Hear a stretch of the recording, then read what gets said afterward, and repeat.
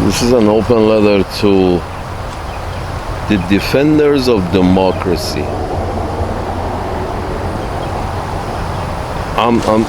Forgive me. Salute.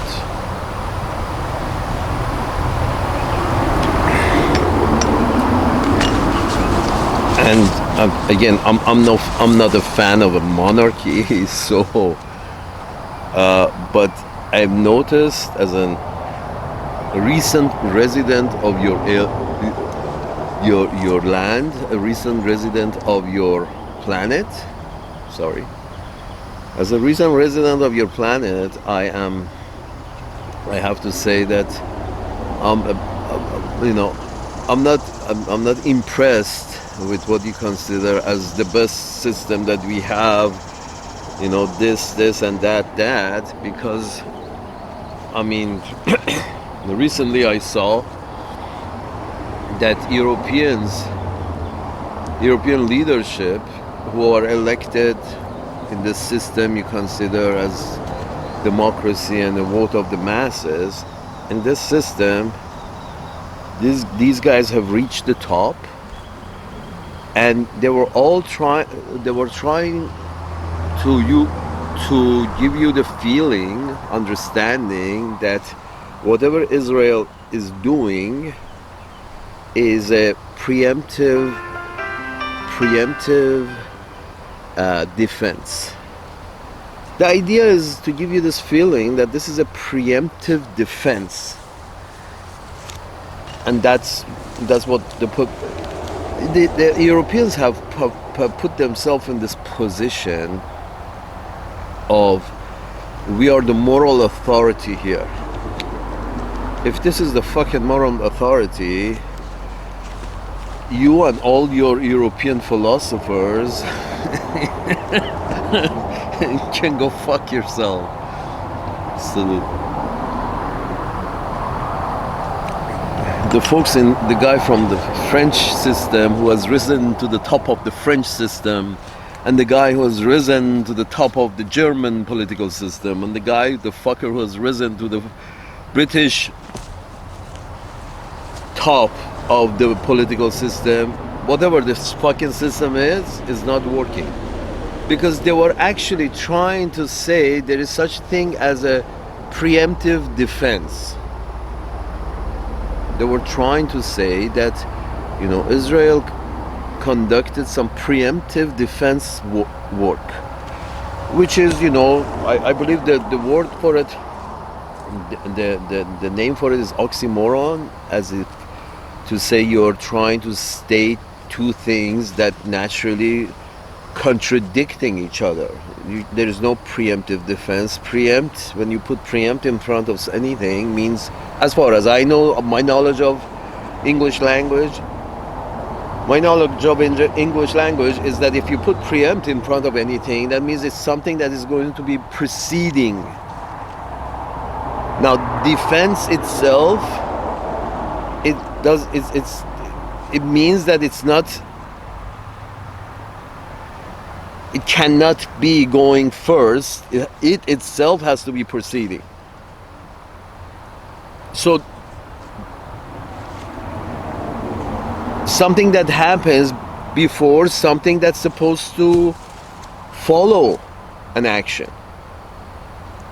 A total nonsense was tried to be hashed out to the media and everybody else who was willing to listen to European leaders, that sometimes offensive acts can be considered, we can give it a different name and call it, instead of calling it offensive act, we call it a preemptive defensive act.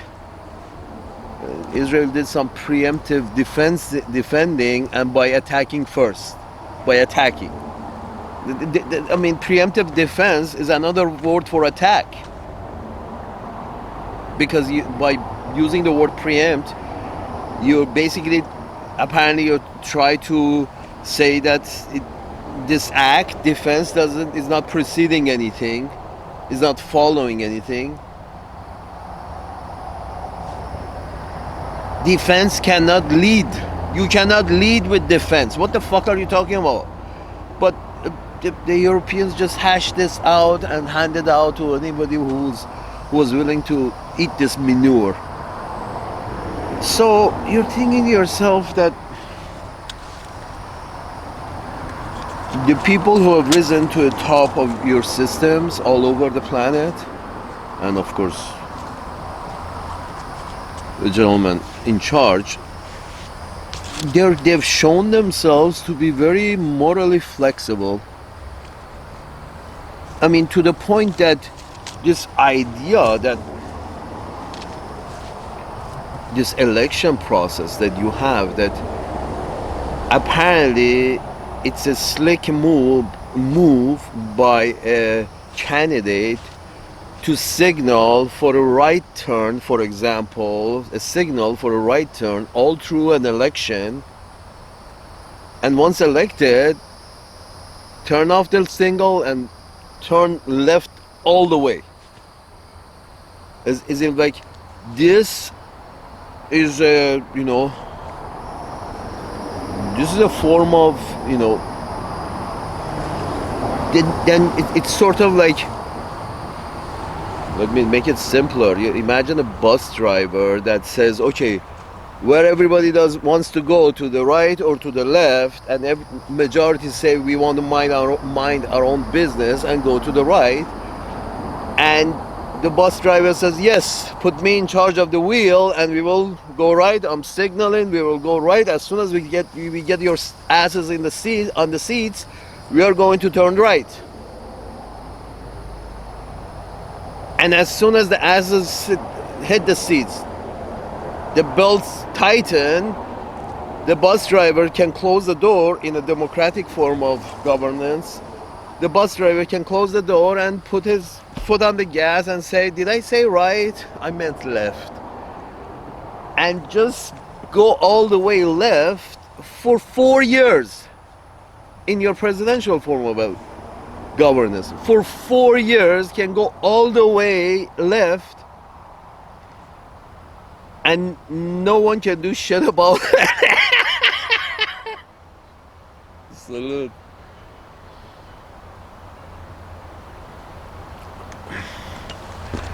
I'm sorry, this is forget about presidential, even though your parliamentary system has got creatures such as Boris Johnson and Keir Starmer, and these creatures reach their top of their heap.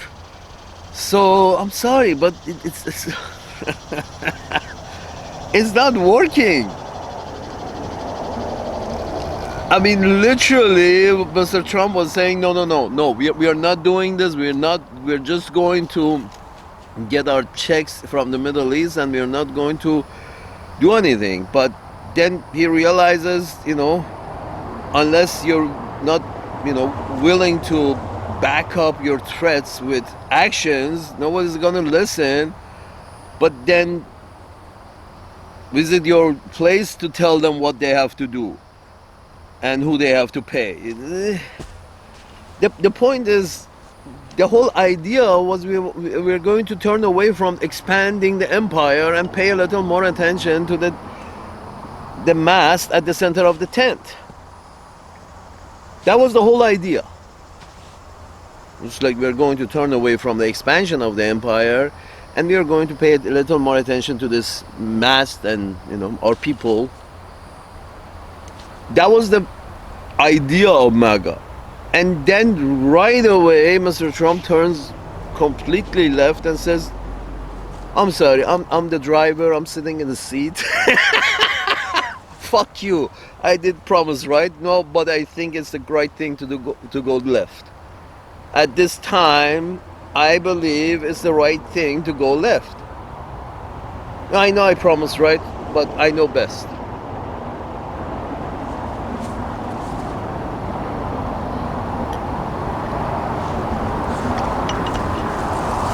Daddy's home.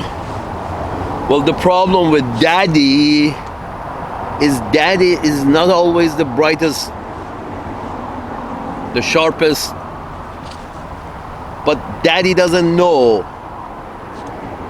Or maybe daddy has some blackmail shit from other people, have some blackmail shit on daddy.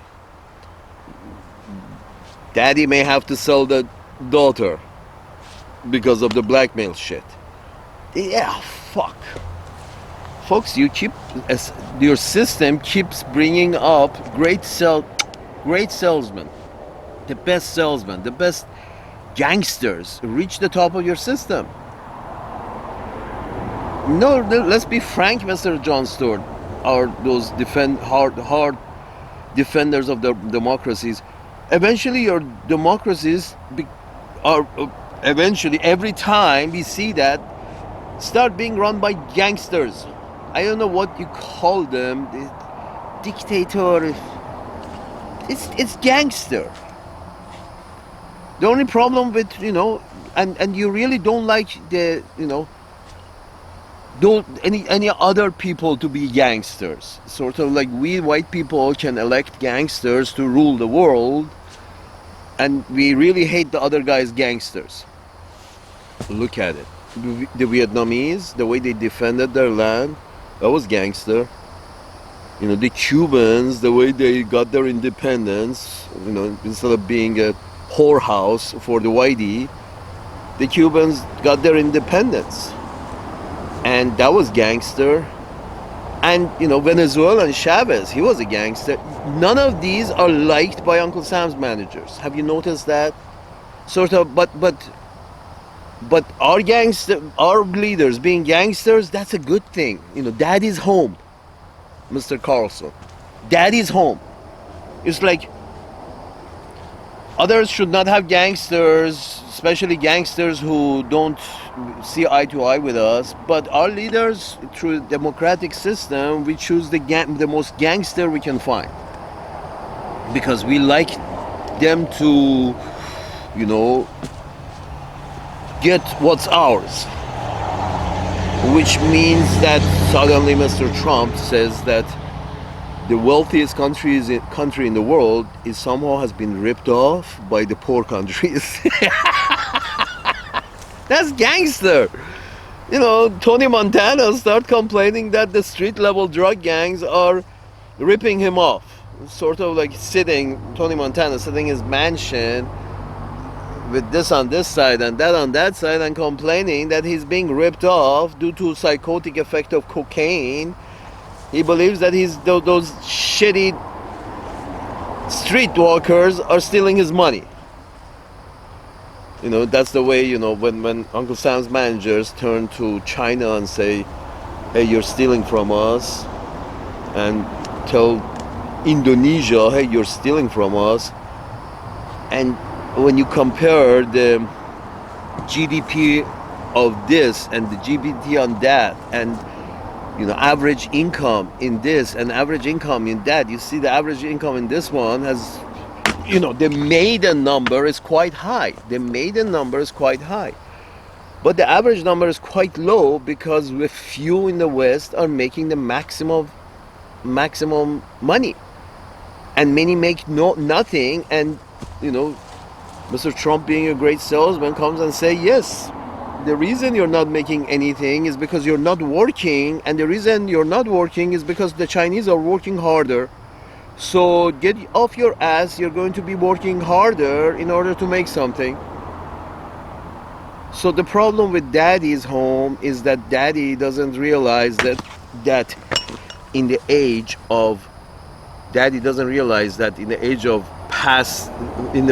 automated manufacturing and the age of AI that is taking over cognitive labor jobs, simple cognitive labor jobs for now, the only solution is universal basic income. But Daddy doesn't like to, which gangster do you know who likes to give out money to these cocksuckers? I get money from these cocksuckers. I give money to these cocksuckers for what?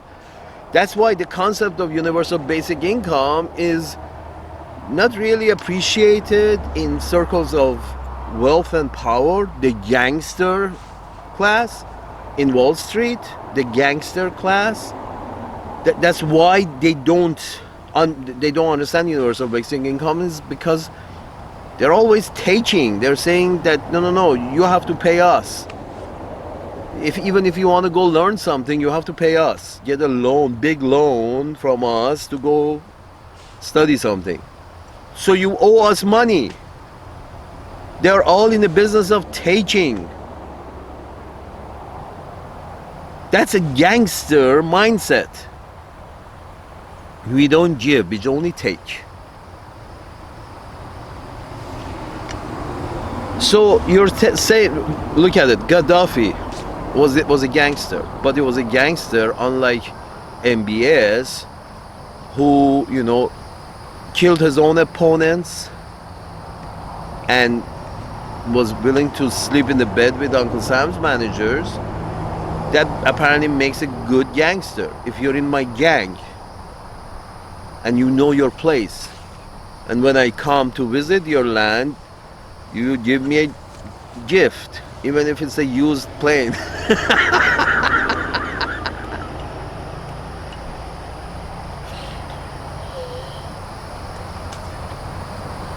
Even if it's a used plane.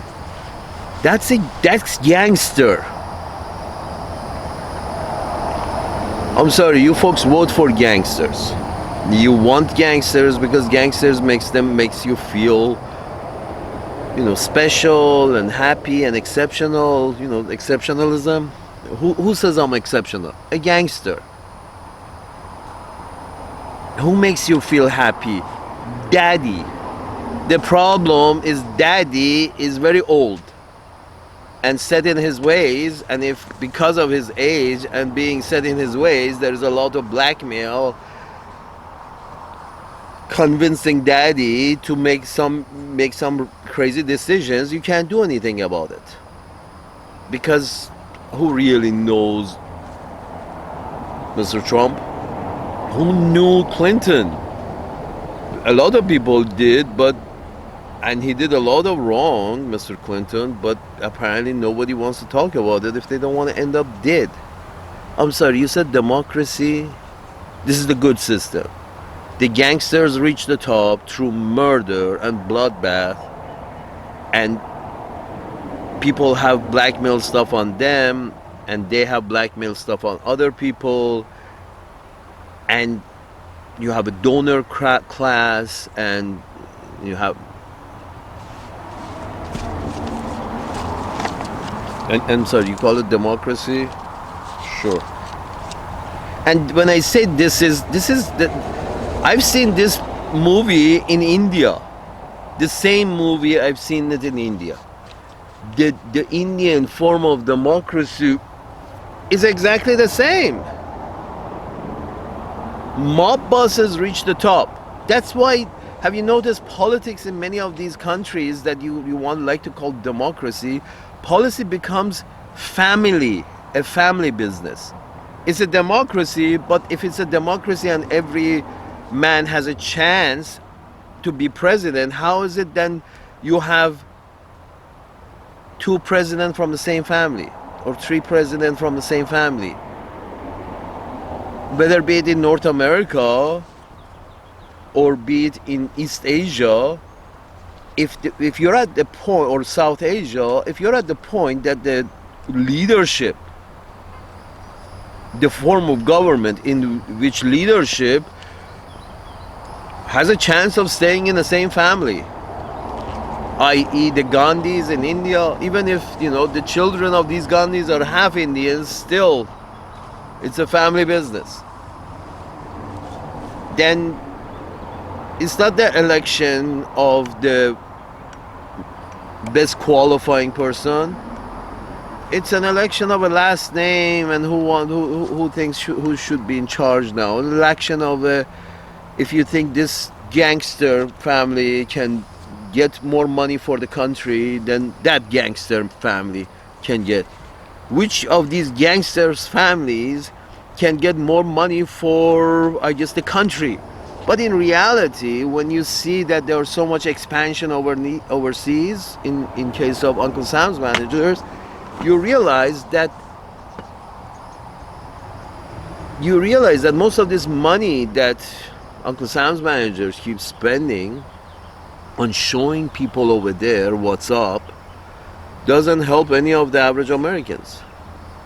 So you want to say that, okay, you choose a gangster, and just this gangster every time, be it Clinton, be it Biden, be it Harris, be it Trump, be it uh, Reagan, it was all gangster.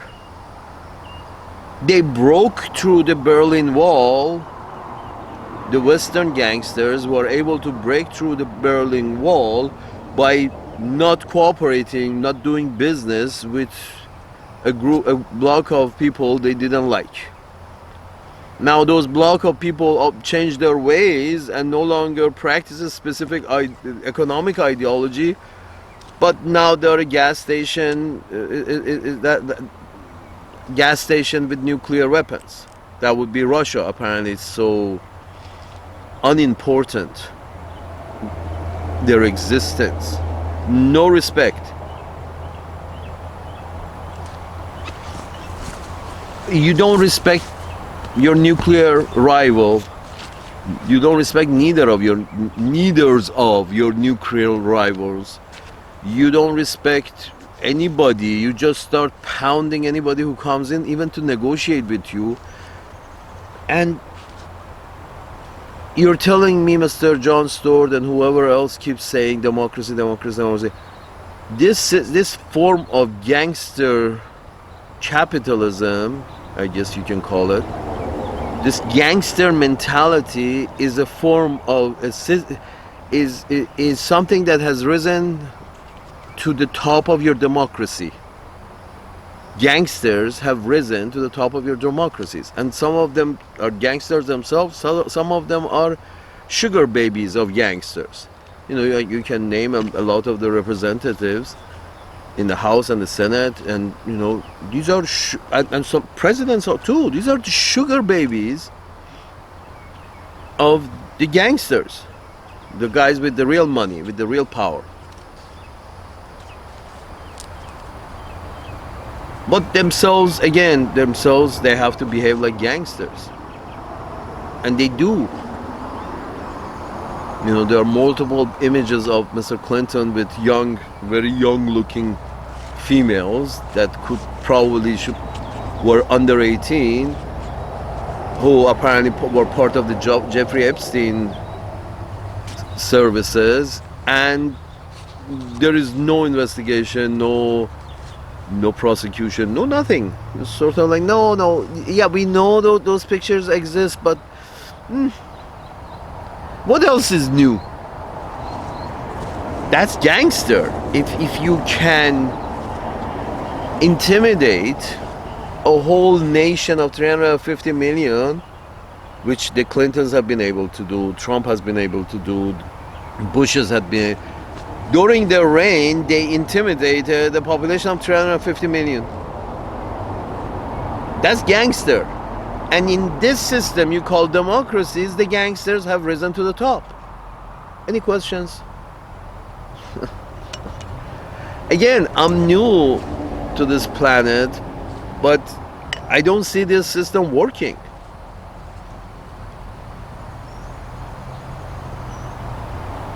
And you know, the last time real gangsters eventually, the gangster, the worse. The more gangster, the worse things get. Any questions about that? You look at Mussolini, he was a real gangster. Things went sideways, went to shit in Italy. Hitler was a gangster. The way he talked, the way he walked, the way he carried himself, he was a gangster. No good results. But then your democracy eventually brings up more gangsterish,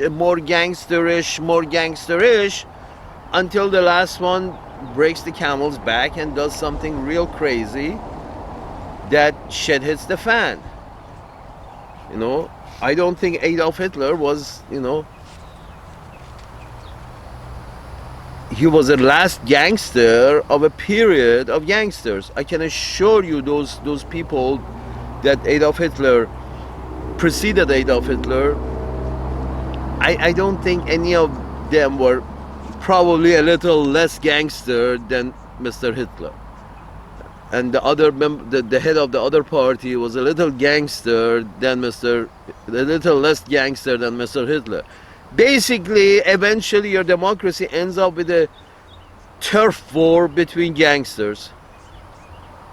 That would be domestic turf war between gangsters, an international turf war between gangsters. And as we speak, both are taking place. There is some gangster activity going on in the Middle East,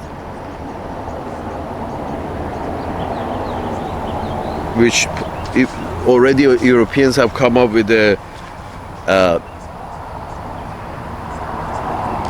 definition, or came up with a phrase for it, and that would be preemptive defense. Yeah, you can do all kinds of, linguistic gymnastics, trying to justify and give another name to an offensive act. Preemptive defense.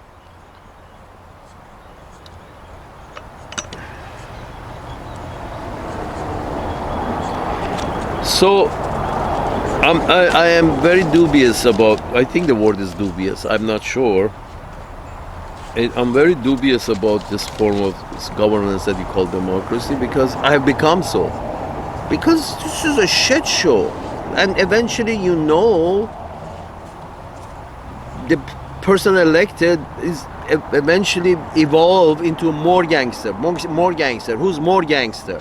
Trump was more gangster than Harris. Bush Jr. was more gangster than Gore and Kerry put together. People like gangster. So you think people should choose who's going to be the leader? Eventually you're going to get Don Corleone. And I think you already got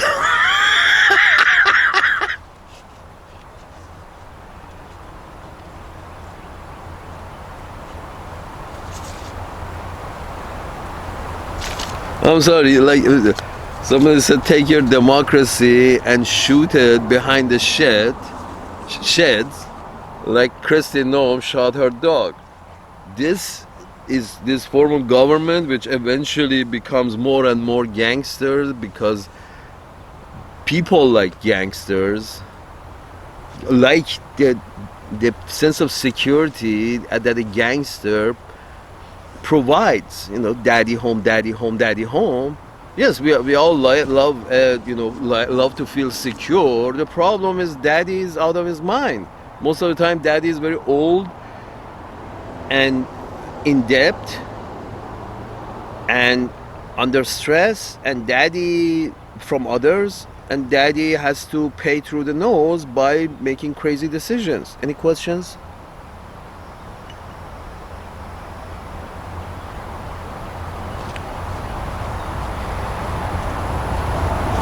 And here's more on a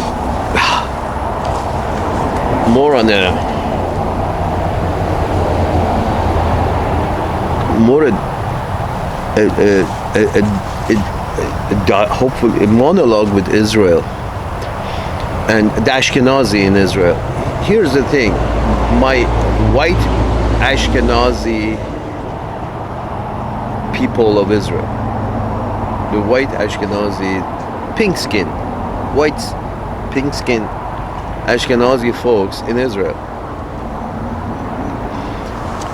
I heard somebody was saying on your behalf that the Iranians should also throw in the towel and accept to become, basically disarm, both atomically and conventionally. You have to disarm. So what does that mean, my Ashkenazi friends? I don't want to call you friends anymore, but what does this mean? Does you want the Iranians to also disarm? So preferably you like also the Pakistanis to disarm too, because they're also Muslim country and apparently they're a threat. But here's my point is this, that so are you suggesting that you're going to provide a protectorate status to the Iranians. So you're going to be the protector. You're going to be the protector of the Iranians. As a, give Iran the protectorate status that they're under your protection. Because if they're disarmed, let's say Iranians are disarmed, it becomes like an Egyptian army, basically, circumcised. So what does that mean? That means Israel is going to provide security to Iran and eventually Pakistan too. Does Israel want to do that? You have 5 million Ashkenazi, white Ashkenazi living in Israel. Are you undertaking, do you really want to undertake providing the security for 1 billion humans living in North Africa and West Asia?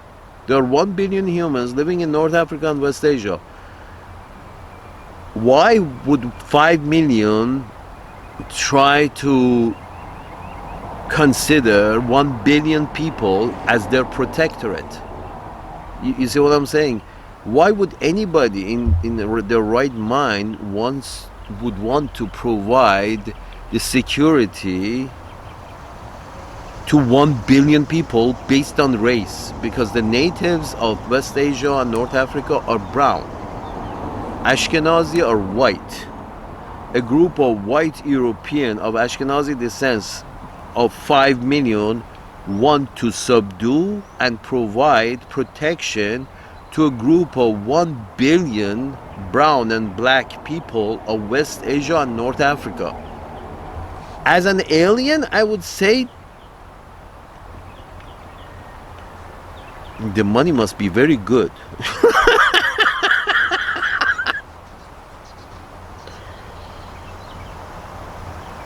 I mean, it costs a lot of money to destroy so many homes and bridges and kill so many people. It costs a lot of money. These sophisticated weapons cost a lot of money.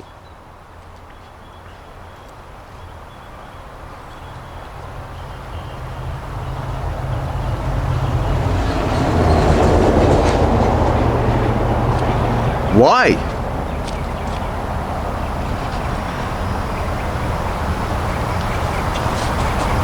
But, and to what end? So 5 million can be in charge of 1 billion. 5 million white Ashkenazi Jews are going to be in charge of 1 billion black and brown and mostly Muslims. I would say you're asking for trouble. You want to be the head, you want to be the kappa, the head, no, I think they call it tuta of West Asia, except that they're all brown and black and Muslim, and you're white, European and Jewish and Ashkenazi. White, European, Jewish, Ashkenazi, and the natives that you want to accept the responsibility of protecting. You want to be the protectorate of everybody in the Middle East. The protector. Consider them as your protectorates. That's a crazy thing to want to do. Want to be. That's the responsibility, the headache, the constant war that you have to be. Let me put it this way. So Israel is suggesting that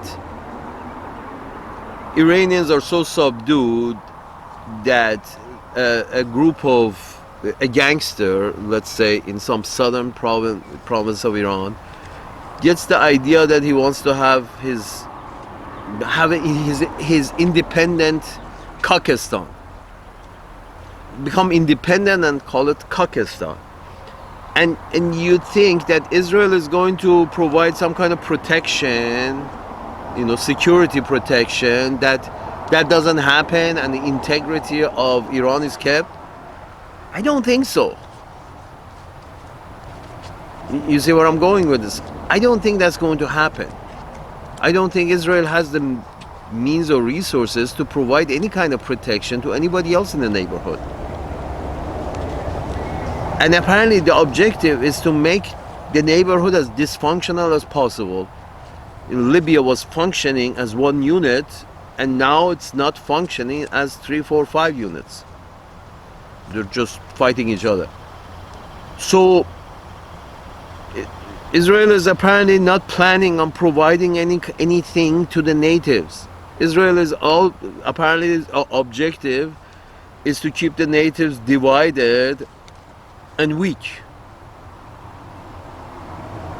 I smell a British master plan. I smell a very British master plan. That we put Israel here, and the only job of Israel is say, I'm scared of everybody here in the Middle East, so I'm going to weaken the whole neighborhood because I feel insecure as Israel. As I should be, because have been taking land by force and expelling the natives. You can't do that for long and not be on somebody's hit list. So Israel has accepted to perform some reprehensible actions in the Middle East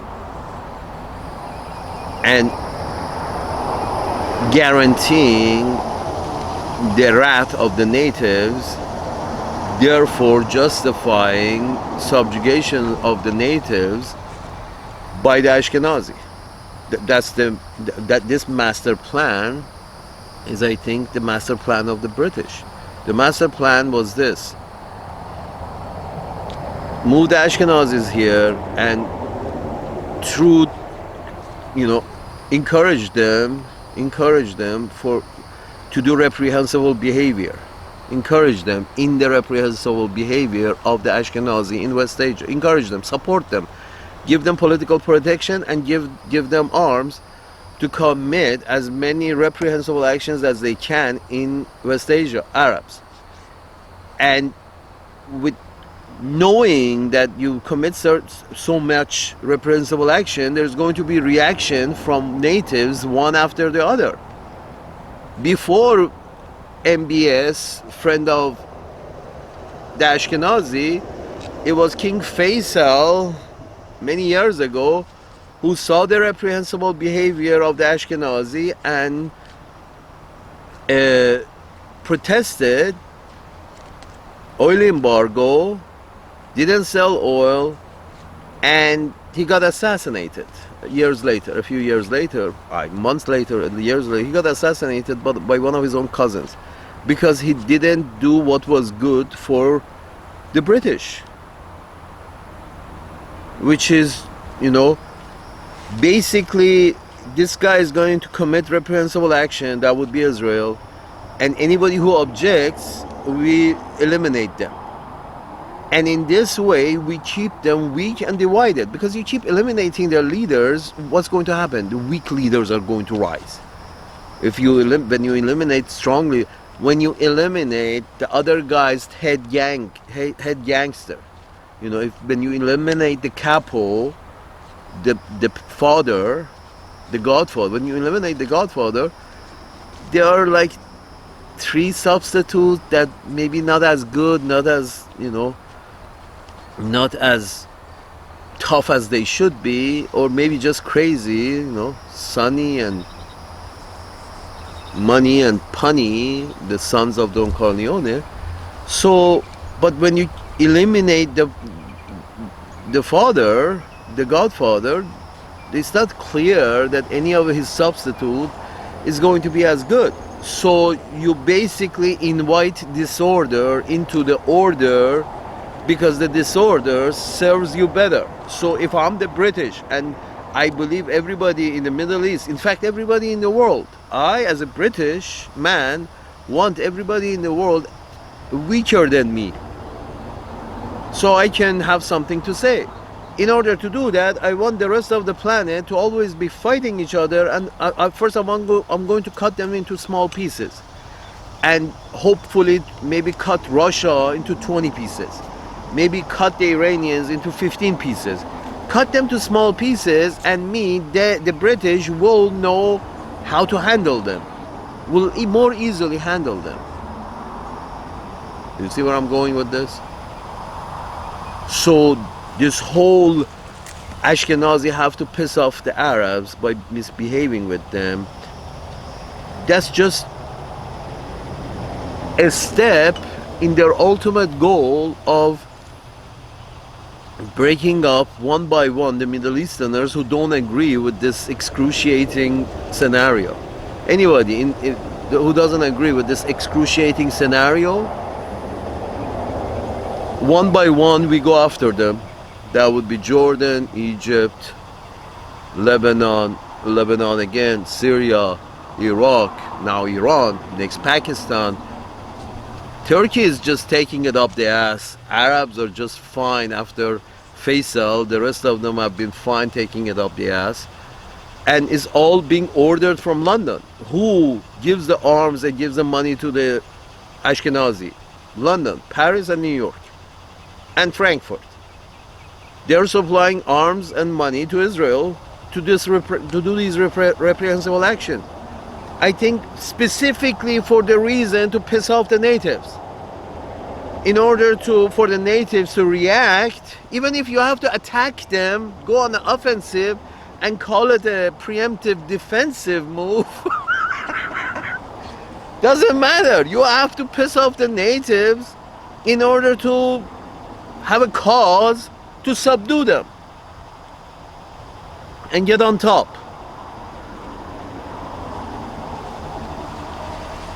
Gangster?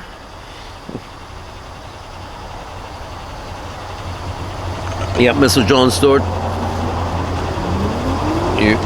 in this democracy is a system in which on your planet the way it's practiced eventually causes gangsters to rise of various kinds and qualities, but pretty much everyone can agree that these people are gangsters, and the more gangster the better, because it makes people feel more safe.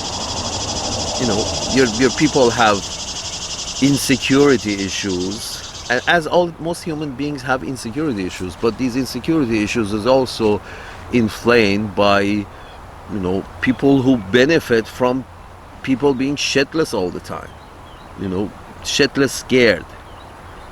There's a lot of industry works on you being scared all the time. From the arms manufacturers, because, expanding the empire necessitates you scaring the pants out of the residents of the heart of the empire, at least. So the residents of the heart of the empire would send their children to defend something or other. But for that expanding the empire, that human force that you need to, for that human force, you need to keep lying to them, keep scaring them, which is, I'm sorry, Mr. John Stewart, if your system of governance is so weak that it's so can be manipulated by half-ass, half-brain sugar babies on behalf of half-ass, half-brain sugar daddies, if your system is that prone to manipulation by half-asses and half-brains, eventually run by proportionally more gangster people, then I would say you don't have a good system. I think the Chinese system is much better. At least it seems they have a system. They don't get a chief executive. They don't give the chief executive power to the bread maker and this maker and that maker and the candlestick maker. They don't do that. Everybody gets a chance, but everybody who has very rich sugar daddies and a presentable face. You got a presentable face and a wealthy sugar daddy, you have a chance at presidency. If you don't have a sugar daddy, you can self-finance and be an independent, but then you're your own sugar daddy, you're fucking yourself.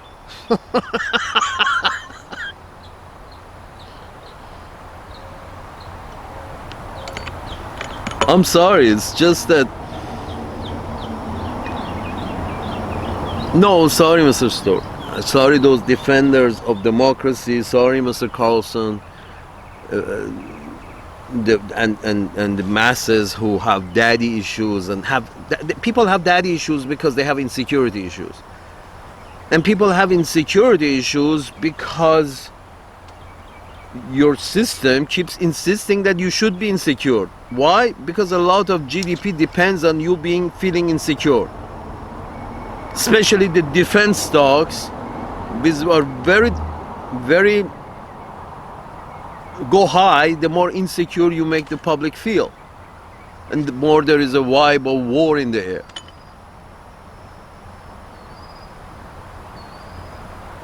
Insecurity, feeling, and unfortunately white people more than others have this feeling of insecurity constantly.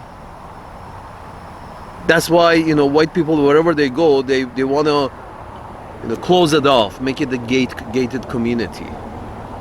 You don't go to in the middle of Africa, you don't see gated communities.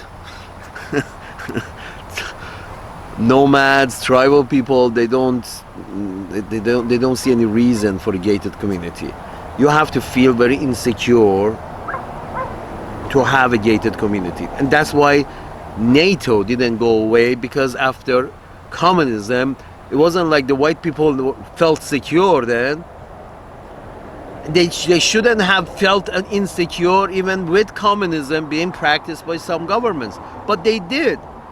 And so the problem was not communism. The problem is the white man's sense of insecurity. The Western white man's sense of insecurity is the problem. Communism was not a problem. What form of economy do other tribes practice should not be your business. What form of economy do other tribes practice, Mr. Cotton? You keep saying the Communist Party of China, the Communist Party of China. What form of economy or governance other tribes practice should not be your concern. It seriously should not be, because you really are not even the same race. They developed differently from the Homo sapiens. Probably they had a different ancestor than Homo sapiens. So do the Russians, so do the Arabs, so do the Africans.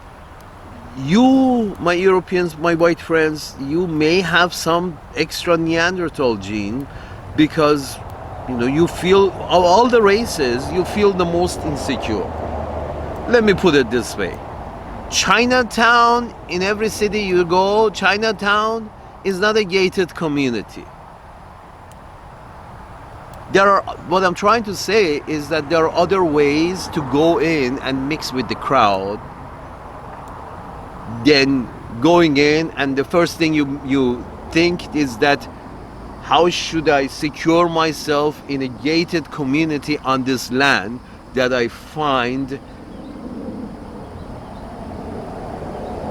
scary? That comes from your sense of your sense of insecurity, and white people have that sense of insecurity a lot. Again, this idea of colonization, that we send white people to not live next to you and honor you and put up a Chinese town in middle of your town, which is not gated at all. We don't do that. In fact, we go, as white people from Europe, we go to North America and set up gated communities for ourselves, so we don't have to interact with the natives. That would be the Redskins. Exactly what the Ashkenazis are doing in Israel. They're saying that we don't want to interact with the natives. That's why we put walls around us. Because we claim this land, it's their land, but we don't care. Anyway, we don't. Not only we claim the land, but also we we don't want to interact with the natives. That's because of high sense of insecurity. Europeans have loads of it. People of white people, people of European origin. This idea that you don't have budget for healthcare, housing, or education, but you have a budget for defense, which is 10 times your budget. Your budget for everything else. And I'm thinking to myself, and then you want to conquer more. If conquering more made up for your cash shortfall, that problem would have been solved because you already conquered a lot. I guess this goes to Mr. Trump. If conquering more would have solved your budget shortfalls, because you have already conquered a lot, Syria and Iraq and Lebanon, if your budget shortfalls would have been cured by conquering more land in West Asia, it would have been already cured. But we know that conquering more land in West Asia increases your budget deficit. So you have a large budget deficit. Also, you don't have money for education, housing, and healthcare of your people.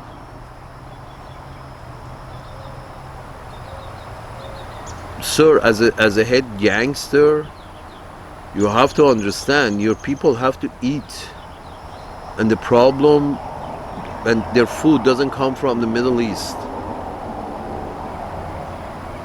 MAGA doesn't make an extra cent in the Middle East one way or the other. This is, I'm sorry, Mr. John Stewart, democracy. On your planet, it doesn't look good. Whatever system you got, as an alien on your planet, I see that the most optimal run in society on your planet is run at the moment is run by the Chinese. The most optimum run society. Optimum meaning, Indians don't even have a sewer system. This is what I'm trying to say. So the optimum run. And you had sewer system, but now your sewer systems are clogged up, so your metro is doubling as a sewer system. So I'm seeing the result of the Indian democracy, and I'm seeing the result of the American democracy. And it makes me realize that, and seeing the kingdoms of Europe, how shitty they turned out. And I see that, no, I think the Chinese got it.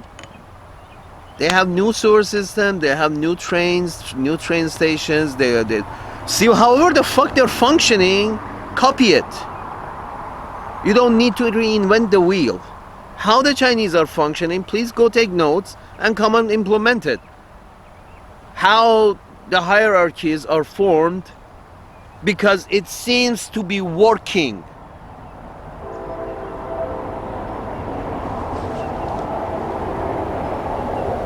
And what I see is, the Peter Zahans of this world and that George Friedmans of this world keep insisting that no, that you're seeing an illusion. Their system is actually falling apart.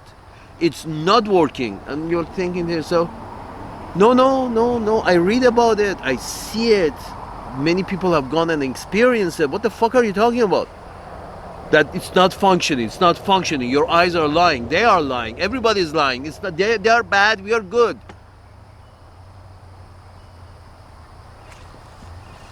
No, Mr. John Stewart. It's your system is not good. Democracy doesn't work.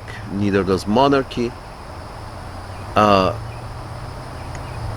Again, Marcos family apparently is back in power in Filipino, and I'm thinking to myself, I'm sorry, you call this democracy? Are these the best the island could come up with? Or is it the best CIA could come up with in short notice because they want some favors done in order to expand the white people's empire? I'm sorry, sir. No, I think not only you should not try to encourage the Chinese to become democracies. I think you should see what the Chinese are doing, and maybe you should copy them.